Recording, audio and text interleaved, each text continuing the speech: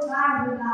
वंदे मातरम, भारत माता की जय, छोडो भारत अशा घोषणांनी रोजची सकाळ होत होती. क्रांतिकारकांच्या गुप्त बैठकींनी दिवस मावळत होता. इंग्रज सरकारचे अत्याचार वाढतच चालले होते. याच्या एका काळ्या दिवसाची गोष्ट सांगणार आहे. मी सुभाष देसाई, जीवश्री मराठी शाळेचा चौथी अ विद्यार्थी.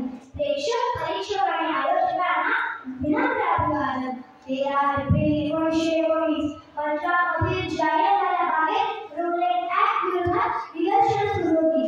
अत्यंत शांततेनं सभा सुरू होती. पण एकवटलेली भारतीय जनता मायकल गोडवायला बघवली नाही. मायकल गोडवायला इंग्रज अधिकाऱ्याला जनरल डायरला आदेश दिला, फायर. जनरल डायरनं जालियनवाला बागेतले सगळे रस्ते बंद करून टाकले आणि अंधाधुंद गोळीबार सुरू झाला. तिकडचे लोक घाबरले, सैन्यावरल्या पळू लागले. काही काळांनी तर आपला जीव वाचवण्यासाठी विहिरीत उड्या मारल्या, पण त्यांचा जीव वाचला नाही.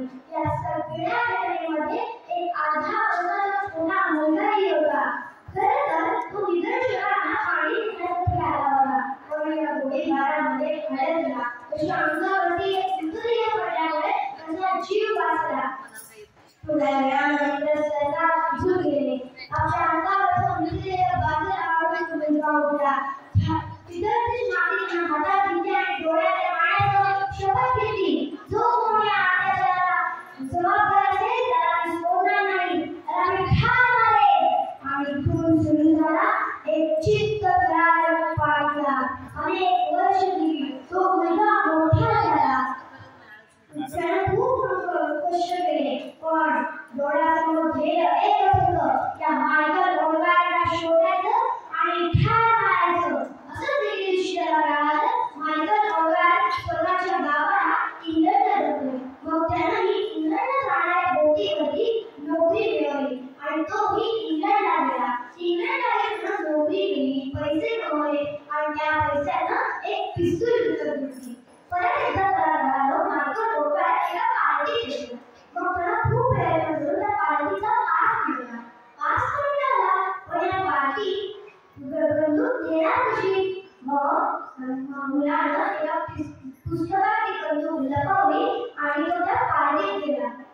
गमत गमत गप्पा मारत तो मुलगा मायकल गोडवायच्या जवळ गेला आणि मायकल गोडवाय स्टेजवर आला आणि त्या मुलानं मायकल गोडवायला समोरून गोळ्या मारल्या. मायकल गोडवाय तिथेच कोसळला. अनेक वर्षांचा पाठला यशस्वी ठरला. त्या मुलाची शपथ पूर्ण झाली. कोण कोण होता हा शूर मुलगा? हे होते सरदार उधम सिंग. उधम सिंग नंतर स्वतःहून पोलिसांच्या स्वाधीन झाले. उधम सिंगांना जेव्हा कोर्टात नेलं गेलं तेव्हा जजने उधम सिंगांना विचारलं, मिस्टर उधम सिंग, तुमच्याकडे बंदूक होती, तुम्ही ठार घालून भारतात तरुण केला असता. भारतात तुम्ही तुमच्यासारखे 100 क्रांतिकारक बनवू शकला असता. तुम्ही पाहून का नाही केलं?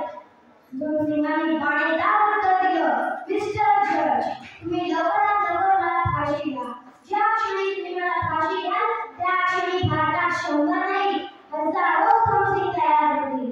31 मार्च 1940 रोजी उधम सिंगांना फाशी देण्यात आली. उधम सिंगांचे शब्द खरे ठरले. त्यानंतर 60 वर्षात हजारो क्रांतिकारकांनी आपलं बलिदान देऊन इंग्रज सरकारला आपल्या देशातून हाकलून काढलं. आज शिवराय